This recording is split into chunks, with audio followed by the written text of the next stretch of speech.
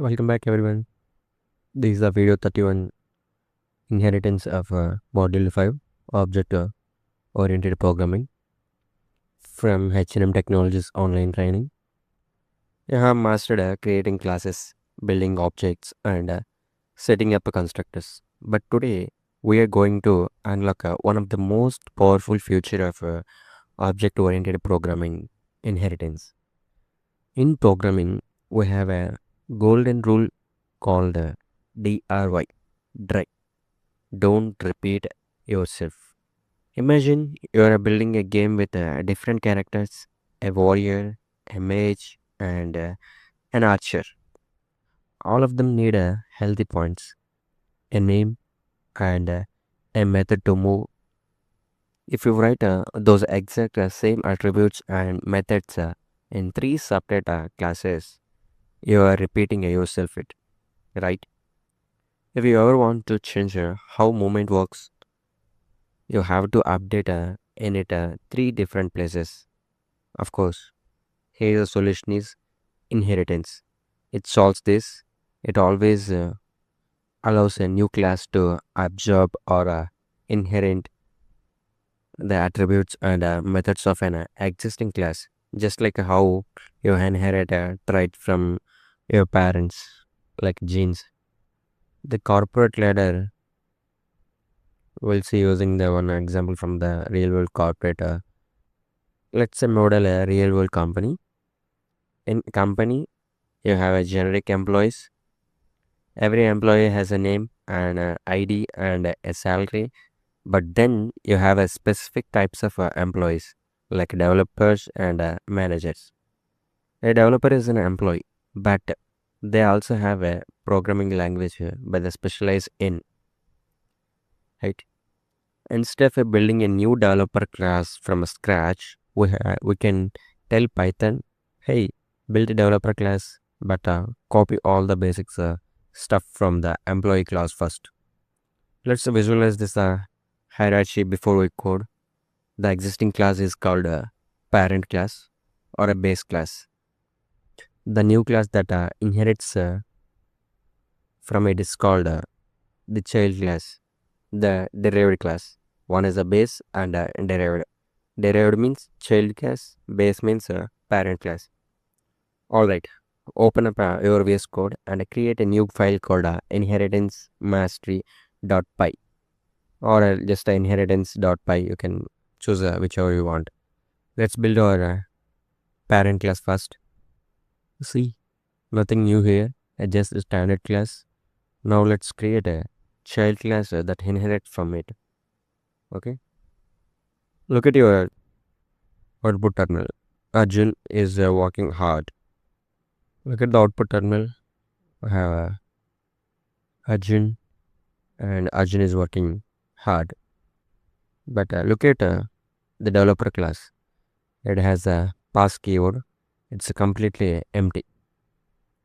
See here, pass keywords are completely empty. Let's break to this line by line. Class developer employee. This is the magic syntax by putting an employee inside a parenthesis after the new class name. We are telling Python. Developer inherits everything from a employee. Developer is inherits from everything from a employee. Okay, both are classes. Now, developer 1 equal to developer Arjun and 10th Arjun. Even though developer has no init constructor of its own, it automatically uses the dunder init from the employee parent class. That's why we can pass Alice, we can pass Arjun and 10,000 directly to it. Now we have developer 1 dot work. That is also inherited the work method. The child gets everything from the parent has. See, we can insert this here. Dot work self is working hard. The data, everything from the parent class, we are inherited to the child class. Now let's deep dive into the super function. Before that was a great, but it's not quite enough. What if our developer needs to know their main programming language?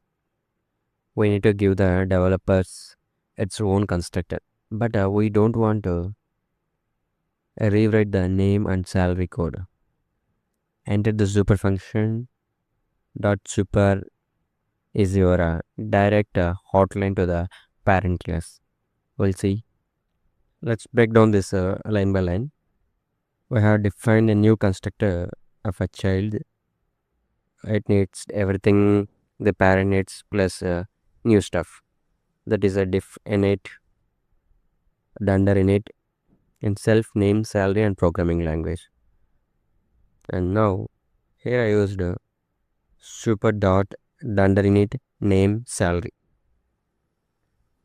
Super means go to the parent class employee that we already created here, class employee. Here we have initialized name and salary. So again we are not going to initialize the name and salary again, like how we initialize self dot name, self dot salary, like this.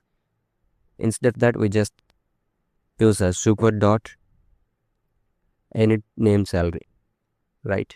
And then self dot programming language equal to programming language. Finally, we assign the unique attribute directly to the child object.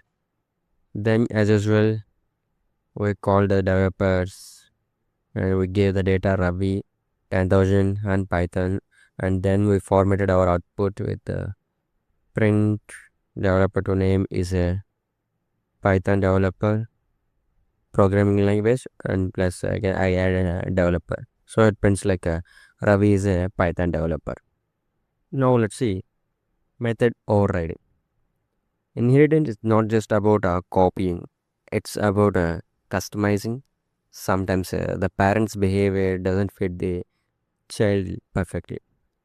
When we call developer to dot work, it prints Bob is working hard. But developers doesn't just work hard, they write code. We can override a parent's method in a child class. This is called overriding.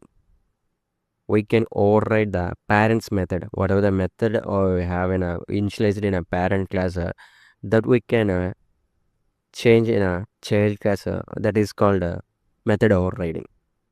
Now let's see.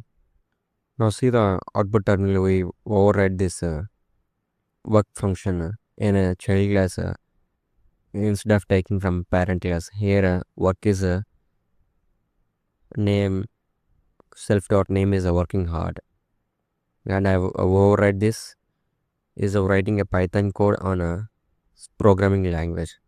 Here I wrote this in a child class. So now let me check. I checked this Arjun 10,000 Python.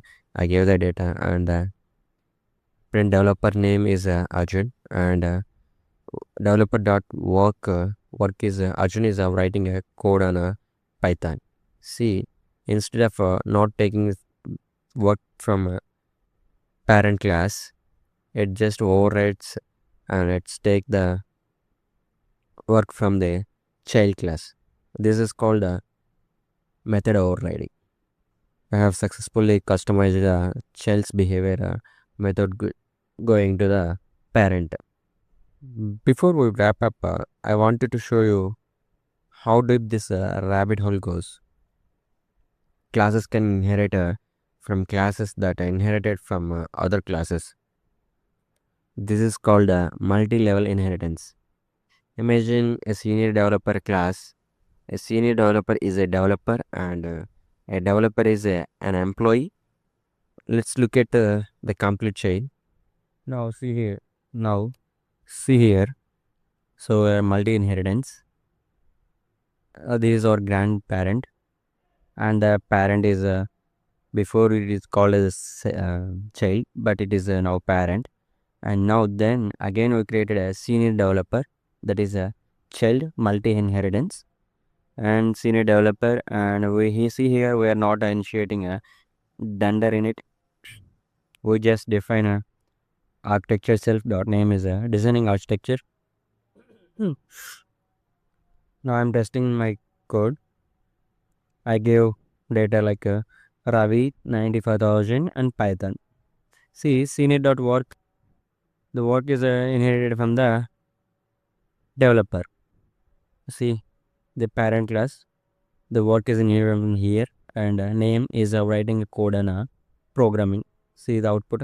Ravi is writing code and Python, and senior.architect is inherited from the developer. Sorry, inherited from the senior developer that we now created. And Ravi is designing the architecture, and the salary is from our grandparent. And the salary dot salary is 95,000. Notice how clean and organized this is. A senior developer is incredibly powerful and looking beautiful without going to create everything in a for each developer, senior developer for some another functions for developer.